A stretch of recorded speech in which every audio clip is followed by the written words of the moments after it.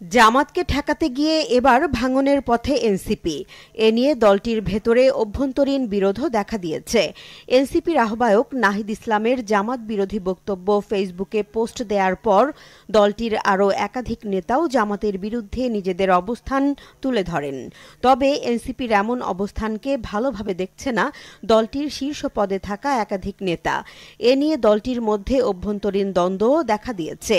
এরই মধ্যে এনসিপির ছাত্র সংগঠন বাকছাসের নাম পরিবর্তন করে ভিন্ন নামেও আসছে রাজনীতির মাঠে। এমন প্রেক্ষাপটে বিভিন্ন মহলে প্রশ্ন উঠেছে, তবে কি গণ অধিকার পরিষদের মতো এনসিপিও ভেঙে যাচ্ছে? বিভিন্ন মহলে আলোচনা আছে, এনসিপি গঠনে বড় ভূমিকা রেখেছে জামাতে ইসলামী।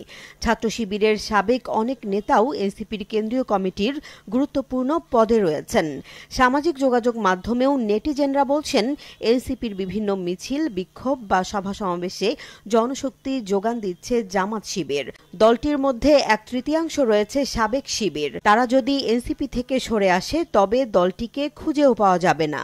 দলটির অনেক নেতা বলছেন, এনসিপি জামাত বিরোধী অবস্থান নেয়া দলের জন্য সঠিক সিদ্ধান্ত নয়, এটি এনসিপিকে ভুল পথে নিয়ে যাবে।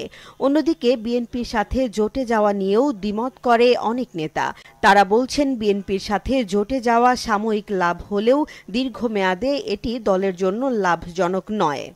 জুলাই গণ অভ্যুত্থানে নেতৃত্ব দেয়া ছাত্রদের নিয়ে গঠিত হয় এনসিপি। দলটিকে নিয়ে দেশের ছাত্র সমাজও আস্থা ও ভরসা রেখেছিল শুরুতে। স্বপ্ন দেখতে শুরু করেন দেশের সাধারণ মানুষও। তবে নানা বিতর্কে জড়িয়ে পড়ায় দলটির নেতাদের থেকে মুখ ফিরিয়ে নিচ্ছে শিক্ষার্থীরা। জুলাই অভ্যুত্থানে 9 দফার ঘোষক আব্দুল কাদেরও ডাকসু নির্বাচনে ভিপি পদে ব্যাপক ব্যবধানে পরাজিত হন। এছাড়া সম্প্রতি ডাকসু, জাকসু, চাকসু ও রাকসু নির্বাচনে এনসিপির ছাত্র সংগঠন বাকছাসের ভরাডুবির ফলে এমন আলোচনা এখন রাজনৈতিক বিভিন্ন মহলে।